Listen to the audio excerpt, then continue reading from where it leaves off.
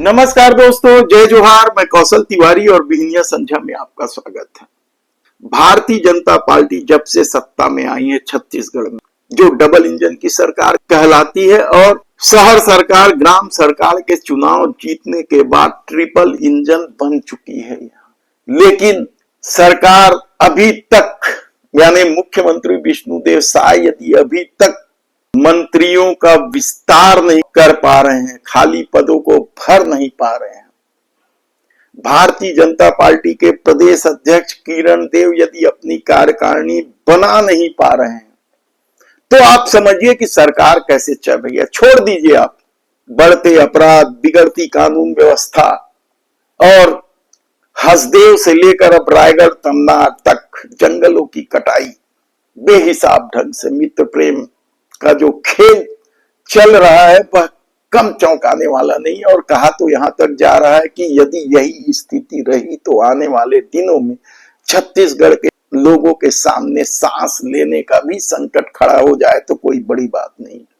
एक तरफ प्रदूषण लगातार बढ़ रहे हैं, दूसरी तरफ जंगलों की कटाई की जा रही है और तीसरी तरफ दिखावे का एक अलग खेल है, एक पेड़ मां के नाम। आप सुनकर हैरान हो जाएंगे कि जिस मूड़ा पार में अदानी के द्वारा जंगल की कटाई की जा रही थी, उस मूड़ा पार में कटाई शुरू होने के ठीक एक दिन पहले तमनार में ओपी चौधरी ने बड़े बड़े वादे करते हुए एक पेड़ मां का नाम भी लगाया था। है ना अचरज की बात कि एक तरफ सरकार ये खेल खेल रही है, दूसरे तरफ मित्र प्रेम में क्या कुछ हो रहा है। हालांकि मूड़ा पार की घटना को लेकर ग्रामीणों में जबरदस्त आक्रोश है। कांग्रेस भी अब इस आंदोलन में उतर चुकी है। ऐसी परिस्थिति में 7 से 9 तारीख तक जब सब कुछ अस्त व्यस्त है, कानून व्यवस्था का बुरा हाल है, बेरोजगार अलग प्रदर्शन कर रहे हैं मोदी की गारंटी को लेकर, ऐसी परिस्थिति में क्या सरकार 7 तारीख से लेकर 9 जुलाई तक मैन पाट में पिकनिक मनाने जा रही है। हालांकि फिर वही बात हम आपको बता रहे हैं कि सरकार घोषणा कुछ करती है, उद्देश्य कुछ होता है।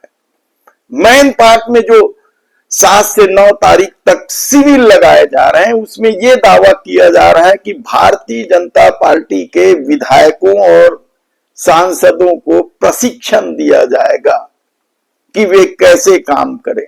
जबकि दूसरी तरफ कांग्रेस ने आरोप लगाया है कि यह टूरिज्म है भारतीय जनता पार्टी का, ताकि जो नाराज लोग हैं सांसद विधायक, उनका ध्यान मंत्री परिषद के विस्तार से हट जाए और वे विधानसभा में सरकार के खिलाफ बोलने से बचे। यही कुछ तो समझाया जाएगा, ये सूत्रों का दावा है।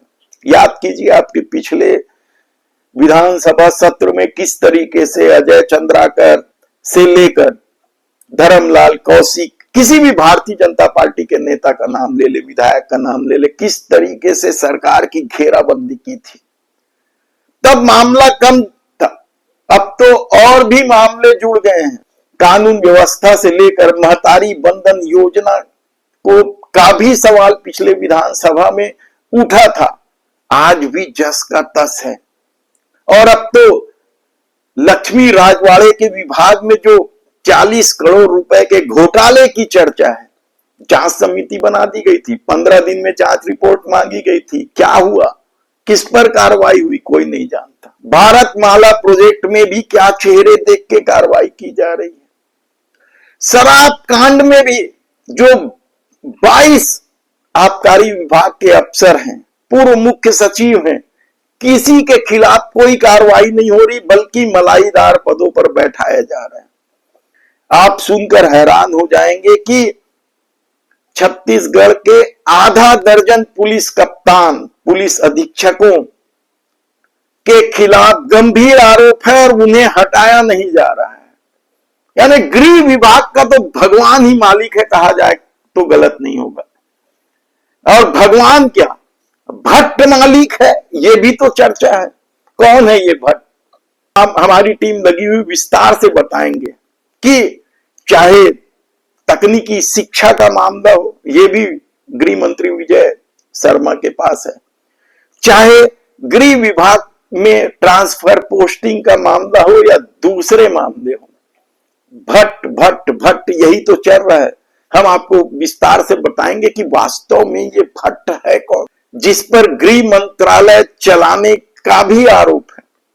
हालांकि कृषि विभाग में भी इसी तरह के आरोप हैं कि कोई ऐश्वर्या रेसिडेंसी से हॉर्टिकल्चर विभाग चला रहा है, कृषि विभाग चला रहा है। इन सब सवालों के बीच विधानसभा सत्र के ठीक पहले यदि मैन पार्ट में भारतीय जनता पार्टी के विधायकों और सांसदों का जमावड़ा हो रहा है, तो क्या उन्हें अनुशासन में रहने के लिए कोई गंभीर चेतावनी दी जाएगी, या फिर सचमुच यह कोई टूरिज्म है जो कांग्रेस आरोप लगा रही है?